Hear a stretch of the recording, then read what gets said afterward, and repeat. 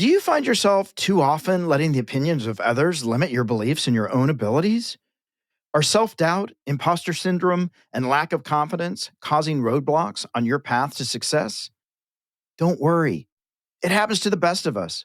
But with a few conscious adjustments, these feelings don't have to hold you back if you just learn how to believe in yourself no matter what. In this episode, our guest Wally Green grew up in an abusive home surrounded by gangs and guns. Despite the turmoil in his life, he found solace in sports, which numbed him to the pain of his home life.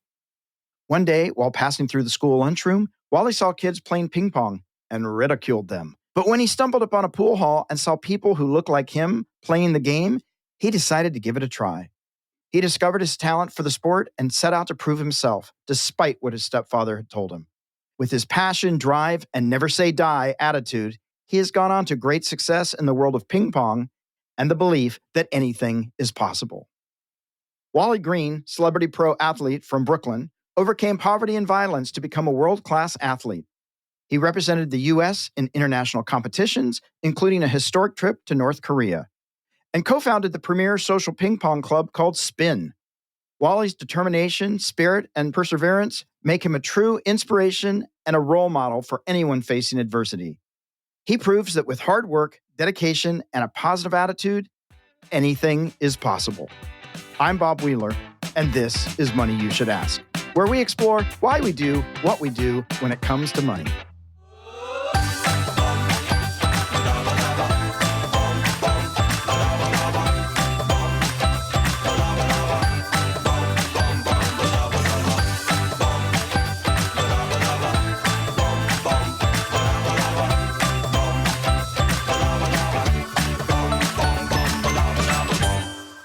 Wally, man, it's so exciting to have you on the show. I'm super excited to have you here.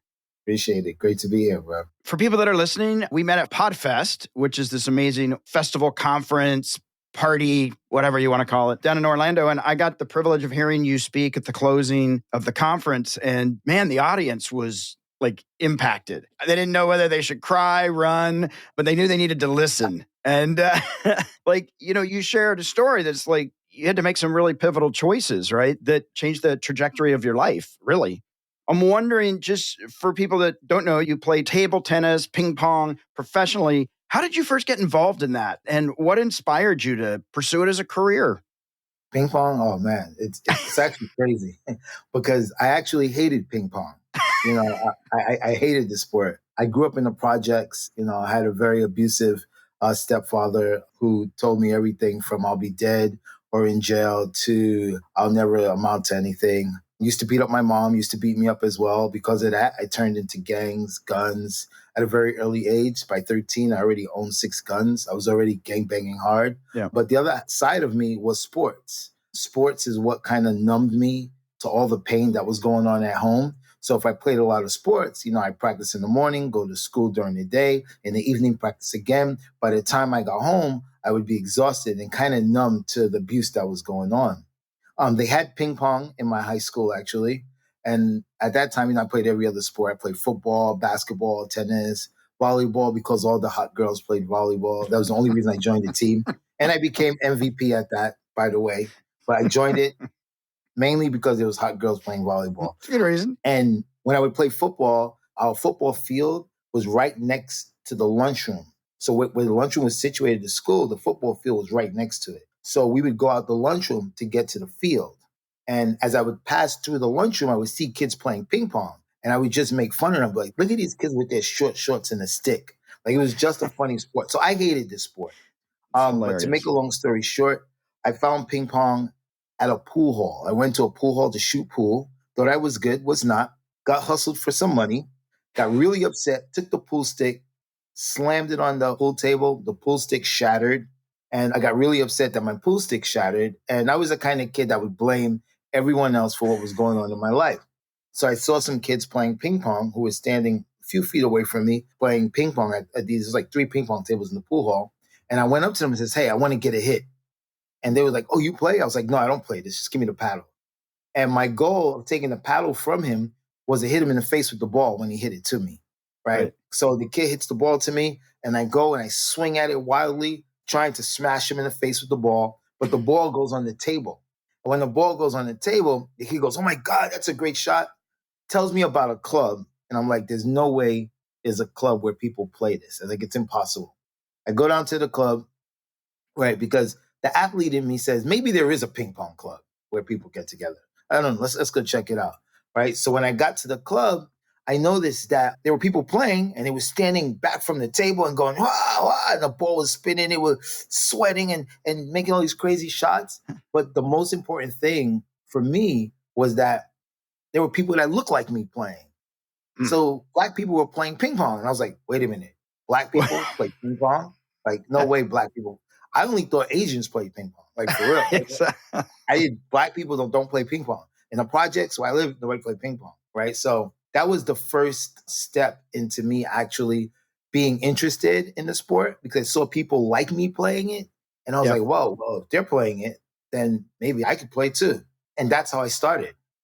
Wow, that's amazing. And I mean, you talk about growing up in basically, the projects, the place where people are struggling on a daily basis. I mean, I can only imagine the challenges besides just in your house with the abuse that's going on in the community, right? It's underserved. There's probably not access to malls and stuff, and you go into the gang life. What were some of the other challenges? I mean, I don't think people understand how like rough it can get. Yeah, you know what it is? I get a lot of people sometimes who don't really know. If you don't know anyone who grew up in that life, or you never lived that life, it's really hard to understand how a 13-year-old could have guns. How's a 13-year-old get 6 guns? Well, it's very easy. It's not difficult. Really, it's not difficult. It's just money. That's pretty much it. And if you have the money, you have the guns. It's not Yeah. difficult. But a lot of people will say, "Oh, you know what? You have a choice." And I hate this. I really hate when people say, "Oh, you have a choice. You could have chose to not be in the gang." Okay, not be in the gang and do what? Get beat up by the gangs every day? Get killed by the gangs because I'm not part of them? I gotta live there, right? I have to actually live there. It's not like I have the money to say, "Okay, you know what? I'm just gonna get out the projects and go to where the gangs are not."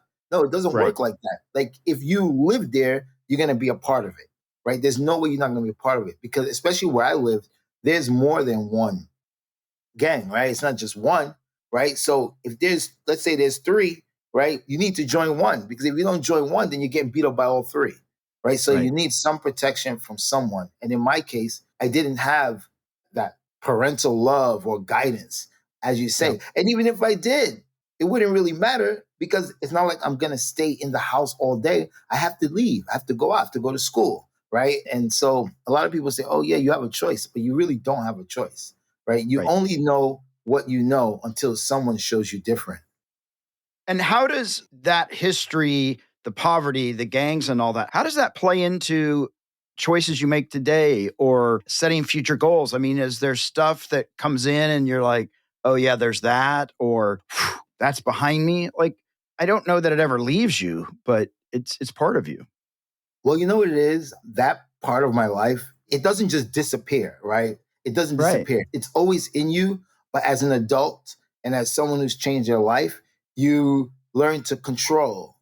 You learn to be in control. You learn to control it. But a lot of times I get asked, would I ever go back and change that part of my life? And the answer is no, because things that I learned when I was in gangs are things that I can never learn in school. Things that, Right. and we're talking about stuff like being aware of your surroundings. I'm aware of my surroundings all the time. I know who's in front of me. I know who's in back of me. I know who's in the side of me.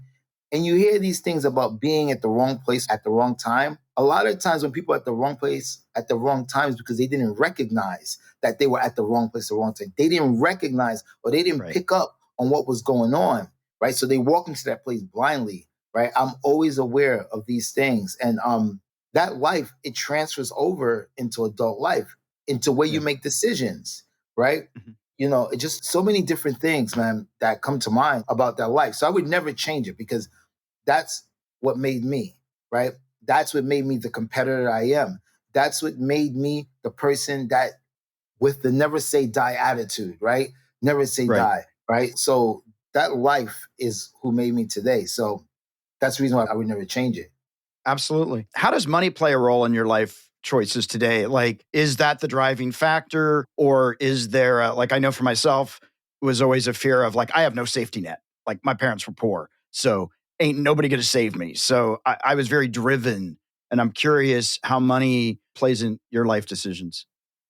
Man, of course, it's extremely important, right? With money, we have to make very important decisions. What are we going to do with our money? First, we got to make the money, right? And now we make the money. Then what do we do with the money we make? Are we going to invest it? Are we going to spend it? What are we going to do? And I think, like, for me, I didn't learn this until late because I didn't have money growing up, right? I had no money growing up. And I didn't learn Right. until late through meeting people who were business owners or were people that were big in that whole money world, about investing, right? I didn't start investing until I want to say like 5 years ago, 4 years ago. I didn't even know what that was. But now I'm all about it. I'm all about trying to take the money that I have and make more from that money. And usually for me, I just like investing in weird stuff. That's what it is. So like with cryptocurrency, with the cryptocurrency thing, I have a friend who you might know him. His name is James Altucher, a very close friend of Okay. mine, and he's really big into that. And his girlfriend was like, "Yo, you should invest in some cryptocurrency." And I was like, "Really?" He was like, "Yeah, like Bitcoin stuff." I was like, "All right, let's do it." And then I'd invest. Um, but yeah, I think more importantly is the savings and stuff like that. Mhm. I don't know really a lot about the money in terms of that way, Yeah. but I do know that you need to prepare for the end game. I call it the end game. Like, what's your end Yeah. game? And you have to make sure that you're not like freaking 80 and working in McDonald's. Not that that's bad, but that's not what I Right. wanted, right? Yeah, absolutely. And do you have a fear of like it might all go away and I might have to go back to that life of not having that much? I know for me, it still creeps in. I'm like, could you go Yeah. away? Like, life is good. The facts say I'm doing okay. But inside, I'm like, oh my God, it could all leave tomorrow. Right. So, you know what? I'll tell you something I've never told anyone. It's exclusive on your podcast. I've never mentioned this. Out of all the podcasts I've been on, I've never, ever, ever mentioned this in my life because it never had to come up. But my biggest fear in life is to be homeless. It is the thing that is my number one fear, to be homeless. And I think because it is my number one fear, because I've been homeless, I've been 1 year living in the street, right? So I know what it is. And it's my biggest fear. And I think because it is my biggest fear, that that situation is almost impossible because I believe very much in manifestation and in Yep. passion. And I'm so passionate that I am not going to be homeless, that I would do everything it takes to make sure that doesn't happen. So I'm just very driven to use what I have to make money so that I don't end up like that. Because that, like when I see people homeless, I'm telling you, it does something to me because I've lived it before. And then a lot of people, they just walk right by, and a lot of times they don't want to help and they think they're on drugs. But a lot of times it's not the case. A lot of times there's just some issues with family and they got nowhere to go and Yeah. really need help. So Wow. I'm curious because you seem so open and so aware, and you had a lot of obstacles and a person of color living in the projects, everything against you. And you feel so resilient, right? It feels like unstoppable is sort of the energy that I get. And I'm wondering, did you cultivate that? Was that something you were just born with this spark that said, F it. I'm freaking gonna come out on top regardless of where I've started. I'll tell you where that energy comes from. As I mentioned before, every single day as a kid, from, I don't know, as early as I can remember to about 16, to when I left my house, was my stepfather systematically abusing and trying to break myself and my mom down. So my stepfather would tell me every single day, "You're a failure. You're worthless. Why are you here? You're not my child. You should be dead or in jail." This is what I heard every day. Wow. Every day, at least one of those things I heard. And the thing was, when he did this, he didn't do this out of anger. Most parents, they might say, "Oh, you should be dead or in jail," because they're angry at you. And then later they say, "Oh, I'm so sorry. I was just angry." Right? He would systematically do this, like call me into the room and say, "Hey, how was school today?" "Oh, school is good." Well, it doesn't matter what you do because you're never going to be successful anyway, right? Wow. So it's very different when it comes from a place where it's not anger, right? It's a way that he is trying to groom you to believe that these things were true, right? So there's no one that I hated more in the world than my stepfather. There's no person that I hated. So I don't ever want anything in my life to happen that he said. So whenever I'm stressed out, whenever I'm in a bad place, or whenever I'm failing at something, I just think of the words that he said because I had to come to peace with this, Mm-hmm. right? I had to come to peace with it. Before it used to make me angry, right? But now I came to peace with it. That's a part of my life. Instead of having that negative energy, I'm going to take that negative energy and make it positive. So Yeah. whenever I'm having a problem and I can't get through stuff, I just hear his voice. Oh, you're worthless. You'll never be successful. And those things is what drives me every single time. I go to the darkness, change it to positivity, and that's what drives me every single time. That's awesome. That's awesome. Because a lot of people would take it in, but there's nothing better than proving people wrong, especially I love that it. are making irrational. I'm gonna take you out. Yeah, you. Yeah, I'm exactly. gonna, I'm gonna take you out. Exactly. I'm gonna take you out. Man, there are other kids out there that growing up in the projects that have to grow up with all these obstacles. What do you say to kids like that? I mean, yeah, great, survive, but what do you say to those kids that are still trying to find their way? I would say think of your decisions wisely. Like, I'm never one to tell kids, oh, you shouldn't be doing that. You shouldn't be doing this. You shouldn't be doing that. Because if the Right. person told me, who saved my life, that paid for me to go to Germany to learn ping pong, if he would have told me, oh, why are you walking around with a gun? The one that he saw fall, I would have never talked to him again. Right. So I never tell kids, don't do this, don't do that. You shouldn't. I just say, think about what you do. Yeah. The decisions you make today will affect you tomorrow. So just really think about that. And more importantly, if you have the opportunity to ask someone for help, don't be afraid to ask someone for help. Mm. And even more important than that, if someone offers you help, don't be afraid to take it. Because so many times we feel like, oh, I'm Superman. I don't need your help. I can do everything myself. But in reality, you really do need the help. But the ego is stopping you from getting that help, right? So with the guy who offered to pay for me to go to Germany to learn ping pong, I could have said, you're crazy. I'm not going to Germany. What are you, Right. crazy? I'm not going to leave my hood to go to Germany. I mean, the fact that I even say yes is complete madness because no Right. one that I know or no one in my situation like that would be like, yeah, I'm going to Germany. I'm going to leave here, the hood. I'm going to go to Germany. No, it doesn't work like that. So if I didn't accept the help I was given, I wouldn't be here talking to you right now. So those are Yeah. my two very important things for the younger kids. So that's sort of being aware of your surroundings and somebody in front of you saying, here's a path. And you said, yeah, I'll follow that path. I'll take that Yes, path. yes. And that path took you eventually went to North Korea. Yeah, You South Korea. went as the only Westerner. Like, what were some of the challenges that you faced and what was that like? When I wanted to go to North Korea, I wanted to do something bigger than myself. I wanted to, at this point, I was already a pro. I was well known around the world. I was doing my thing, right? I bring this hip hop, gangsta, smooth thing to ping pong, and I was doing my thing. And I wanted to do something bigger than myself. And I was looking through the tournaments for the world, and I saw Japan. Yeah, I'll do Japan. Korea, I'll do Korea. Brazil, I'll do that. Germany, I'll do that. I'm scrolling down. Oh, yeah, okay, I'll do that. Pyongyang. Whoa, wait, what? Pyongyang. Wait, Pyongyang is North Korea. There's no way in the world there's a tournament in North Korea. I couldn't even believe it. I just saw Pyongyang. And I was like, oh my God, I need to go to immediately I said I need to go to North Korea. Right. And the reason why is that there's a historical moment in American history in 1971. America established relations with China is through ping pong. It's called the ping pong diplomacy. So if you ever seen Forrest Gump, you'll see him playing in China. That is that ping pong diplomacy.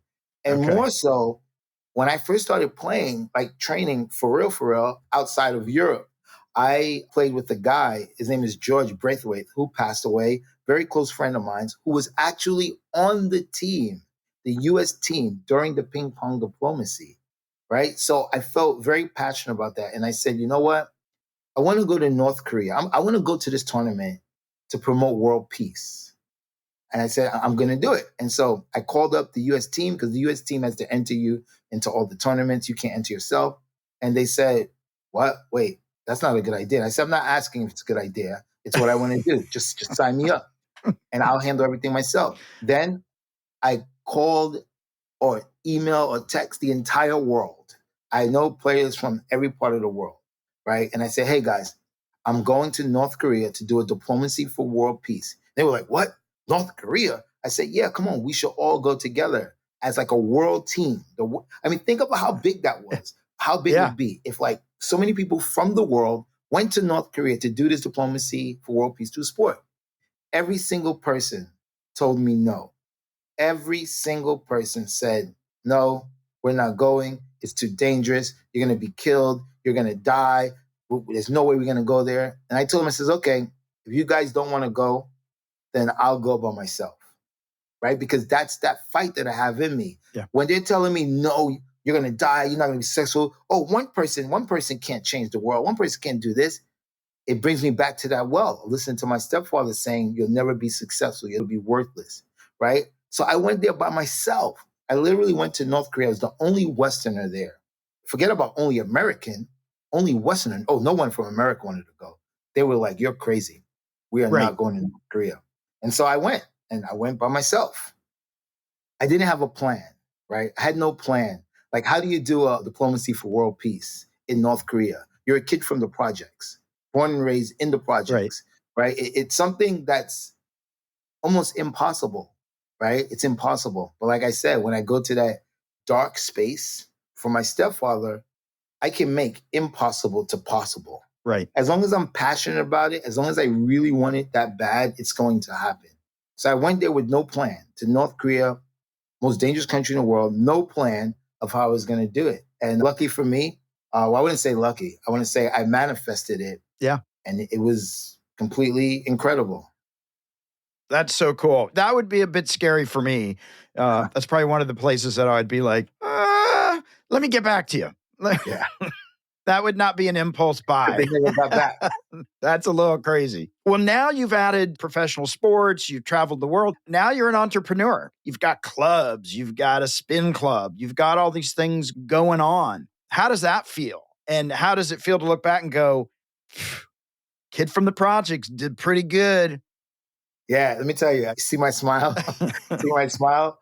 And listen, and I don't smile. I don't smile often, but you see my smile. I'm telling you, it's really amazing. Seriously, because like I said, man, my stepfather used to systematically try to break me down. And you know, some people succumb to that, right? If someone tells you something enough times, sometimes you start to believe it. And that becomes your life. Yeah. I just was so happy that I was able to take that negative and turn it to positive and push myself. And it feels good, man. It's like, yeah, man, wow, you know, for a young guy, like I've done so much crazy things that don't even make sense. Like the things that I've done don't make sense. Like it doesn't make sense. Like if you didn't know me or if this stuff wasn't in the papers, if you couldn't Google search it, you would think this kid's crazy. He's making up some shit. How did this kid from the projects go to North Korea to do the diplomacy of peace? Like it doesn't make sense, right? Yeah. How did this kid founded a company that's actually doing very well with like 9 locations? It all doesn't make sense. But so it feels good to me that I was able to come from that and turn it around and change my life. And now I can help other people and I can inspire and use all of that to inspire and motivate other people who was where I was. Yeah, absolutely. And I was going to ask, in that pursuit of world peace and inspiring others, like, what do you want your legacy to be? Oh, man. I love this question. No, seriously. The legacy question is such an amazing question. I think a lot of people don't give a lot of thought to what legacy means or what it's really about. And some people might say, yeah, you know, I want to be super famous and blah, blah, blah. That's my legacy. I want to do this.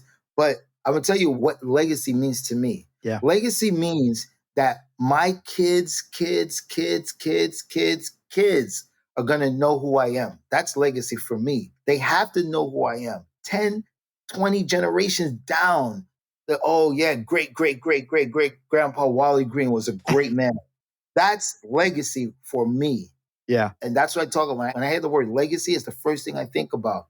You want your generations to know about you because if they know they have someone who's motivational, inspirational, and did great things, then it just pours on them, and then they have to do great things, right? They feel the pressure. Oh, you know what?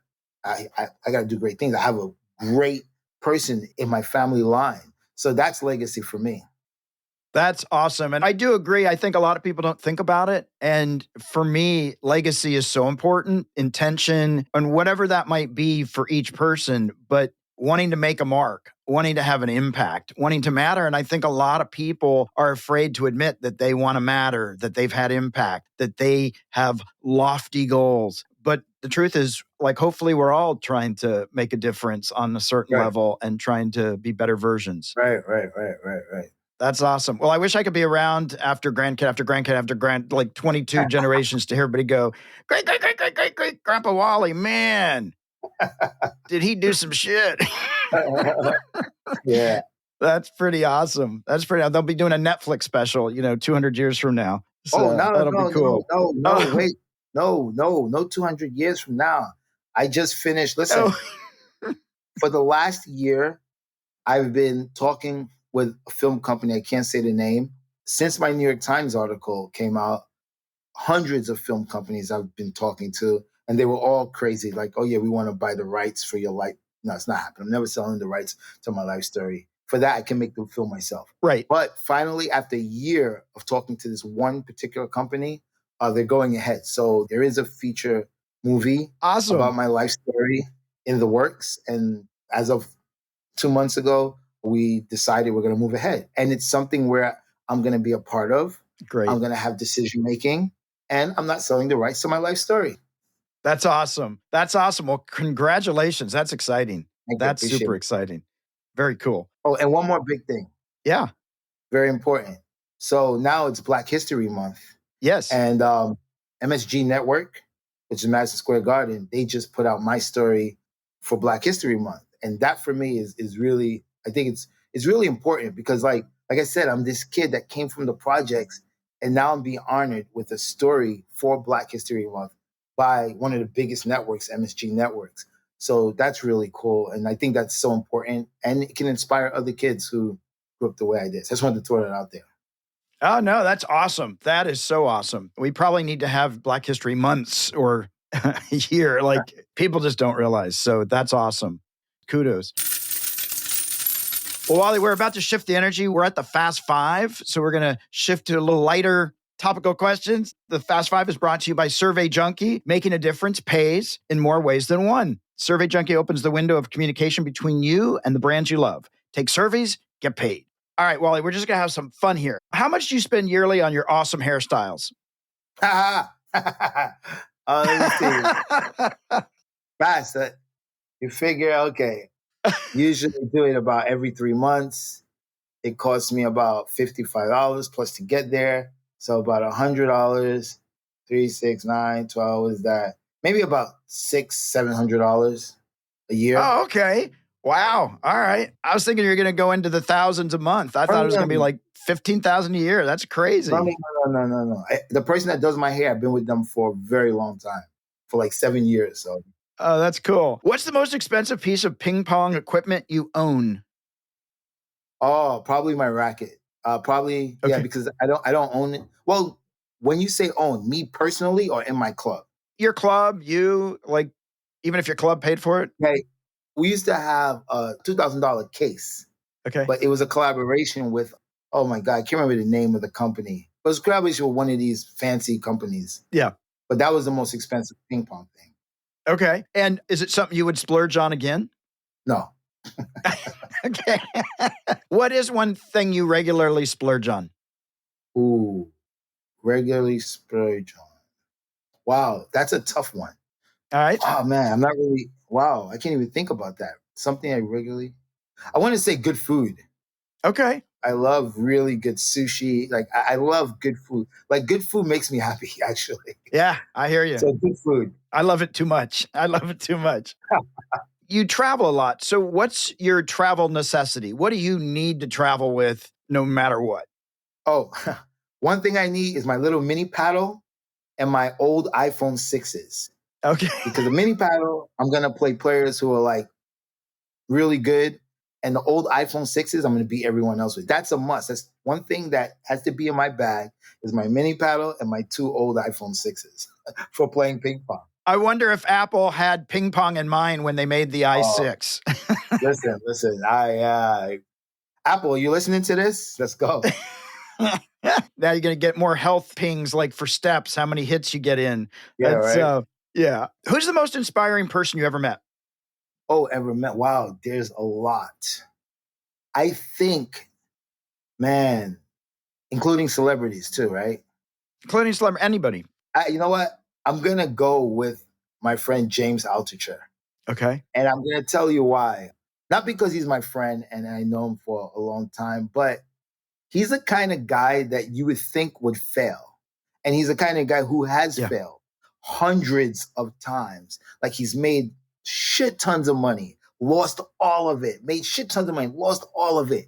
And a guy like that just shows perseverance of keep going, keep going. You know, you made all this money, okay, you lost it, let's go again. And he's definitely very inspiring because he doesn't look like the guy who is winning, right? He doesn't have that persona of the guy who is winning.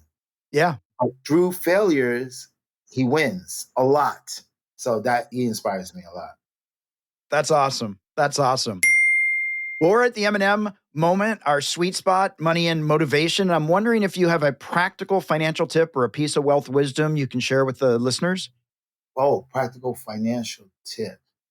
You know, this always comes to my head and it sounds bad, but it's the truth. It's the truth. So always use other people's money to make money. Never use your own. It sounds I so love it. bad, but it's for those who don't know, it's not really as bad as it sounds. It just sounds really bad. But seriously, no, I'm serious. It's the biggest tip that I could give. It's just a smart way to do things, you know? As long as you have something that's going to do well, like with our business, none of us had money. None of us. Right. Who had money? No, I had zero money. My partners had zero money. Nobody had money. But we got investors. We came up with something that people loved, that people thought was going to do really well. And we got investors, and that's where the money came from. So use other That's people's money awesome. to make money. Use other people's money legally. There's lots of banks and Legally, investors, yeah, and legally. yeah, all that.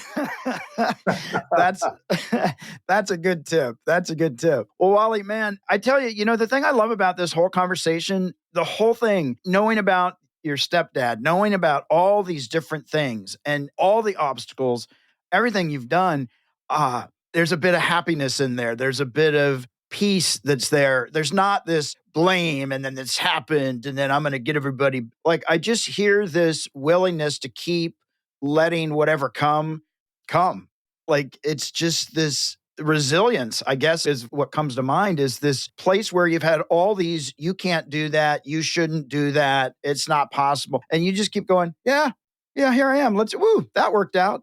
That's crazy. That worked out. And what's cool, and even talking about your friend who doesn't look like a winner, but is a winner, right? It doesn't matter what we look like. It doesn't matter if we do it awkwardly, if we do it quietly, if we just keep showing up.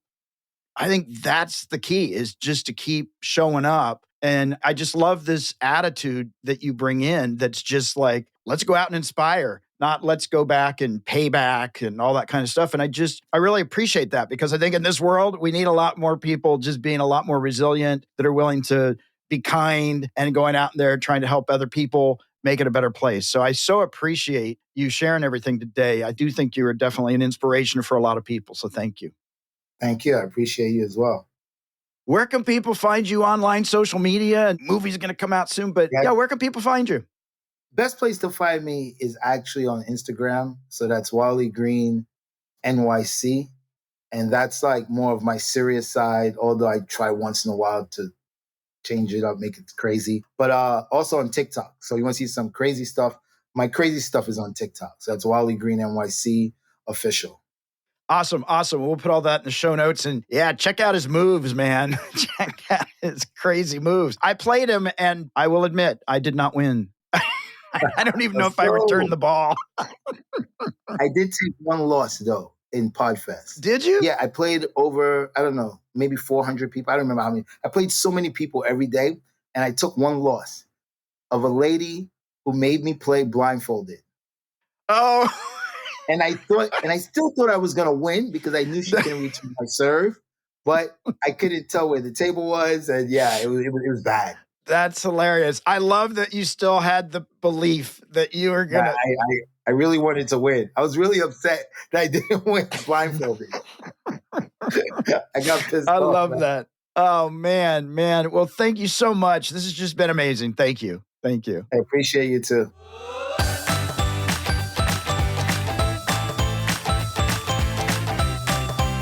We hope you enjoyed this episode. Did you learn something new about your relationship to money today? Maybe you have a friend who has some financial blocks or beliefs that are holding them back. Please share this podcast so they too can get off the roller coaster ride of financial fears and journey towards financial freedom. To learn how to have a healthy relationship with money, visit themoneynerve.com. That's nerve, not nerd. We'll be back next week with another perspective on money and the emotions that bind us.